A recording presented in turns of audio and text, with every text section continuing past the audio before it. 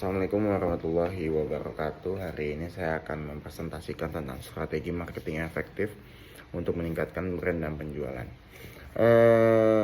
Dimulai dengan apa itu marketing? Marketing itu dibagi menjadi 5, yang dimana ada branding, riset pasar, promosi, penjualan, dan customer relationship. Dari branding sendiri kita harus membangun citra positif di benak pelanggan, karena itu merupakan target daripada tujuan marketing. Nah, yang kedua ada nilai-nilai yang harus kita miliki untuk targeting audience, yaitu promosi. Yang dimana nilai tersebut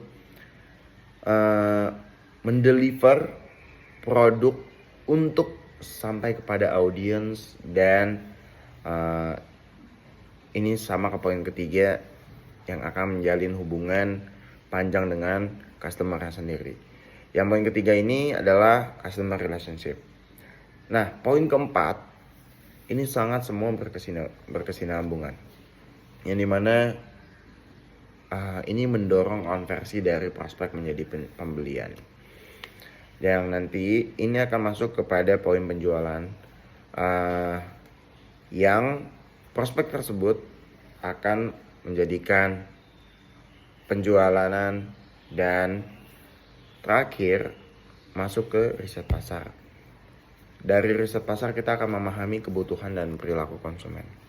Dan tujuan marketing sendiri, marketing bertujuan menciptakan kesadaran, membangun koneksi dengan pelanggan, dan meningkatkan penjualan jangka panjang. Di sini kita bisa lihat ada brand awareness, lead generation, customer retention, sales growth, customer engagement. Yang nantinya semuanya ini untuk membangun dan juga meningkatkan penjualan jangka panjang. Yang bisa kita lihat brand awareness itu 30% dan sisanya menyesuaikan. Ada juga yang kita bisa bilang marketing mix 4P. 4P ini adalah fondasi strategi marketing yang harus diselaraskan untuk hasil yang maksimal. Ada 4: product, price, place, promotion. 4 poin tersebut itu bercabang. Produk ada jenis produk, desain, kualitas, fitur unggulan. Jadi produk ini dia harus menciptakan sesuatu daripada jenis produknya, dan disitulah kita bisa melihat fitur unggulan dari produk yang kita jual. Harga juga menentukan, karena dengan harga jual yang kompetitif dan juga kita memberikan strategi penjualan seperti diskon dan psikologi harganya, itu akan menunjang dan menyelaraskan untuk hasil yang maksimal daripada penjualan. Nah, ada juga tempat, karena tempat yang strategis itu akan memunculkan dan akan membuat hasil ini maksimal dengan tempat yang pas. Ada pula dengan promosi digital ini sangat penting, karena di era sekarang itu sudah sangat penting. Dan terakhir yang harus kita kenali di marketing mix 4P ini adalah semua komponen ini tuh menjadi satu kesatuan yang seharusnya dengan 4 ini bisa menjadikan hasil maksimal daripada penjualan kita. Di poin berikutnya kita harus mengenali target pasar yang kita inginkan, karena dengan menciptakan komunikasi yang tepat akan memunculkan pelanggan yang ideal. Dan di sini kita bisa melihat ada 5 poin.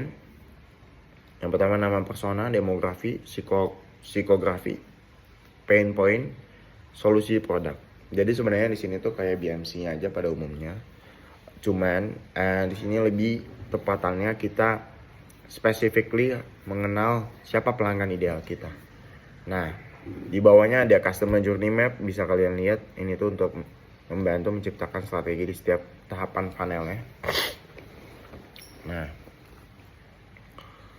lanjut kita ke channel pemasaran yang efektif.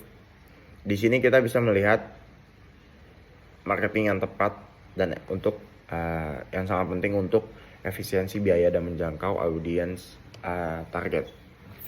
Nah, nantinya Dari sini akan mengkonversikan juga penjualan dari media sosial, email marketing, website, influencer, offline events. Itu sangat penting. Dan kita juga harus memiliki strategi konten sosial media. Di poin PPT kali ini untuk kita membangun konsistensi dan engagement yang tinggi. Dari engagement yang tinggi, brand awareness dapat, penjualan dapat, dan kita akan mengkonversikan dua hal itu ke banyaknya testimoni yang kita akan dapatkan. Dan dari testimoni itu akan menjaga konsistensi dan membangun kepercayaan terhadap pelanggan yang kita tuju. Dan tidak lupa dengan analisis SWOT marketing. Di next page ini kita SWOT membantu mengevaluasi kekuatan dan kelemahan internal serta potensi pasar. Mengapa begitu? Karena kita harus tahu strengths yang kita produk berkualitas tinggi dan weakness-nya kita apa, opportunities dan threats-nya itu apa. Karena tidak bisa dipungkiri karena persaingan sekarang itu sangat ketat. Jadi kita harus memiliki semua komponennya untuk melihat seberapa kuat dan lemahnya perusahaan kita untuk berkompetisi di pasar, dan juga untuk mengefisiensi biaya dan menjangkau audiens target yang kita targetkan. Dan kesimpulan dari ini semua, marketing adalah proses berkelanjutan rencana aksi konkret akan memastikan strategi berjalannya efektif. Dari sini kita bisa melihat dari 30 sampai 90 hari itu apa saja yang sudah menjadi langkah konkret kita untuk memastikan strategi ini berjalan. Dan mungkin terima kasih, itu saja mungkin presentasi dari saya. Wabillahi taufiq wal hidayah. Wassalamualaikum warahmatullahi wabarakatuh.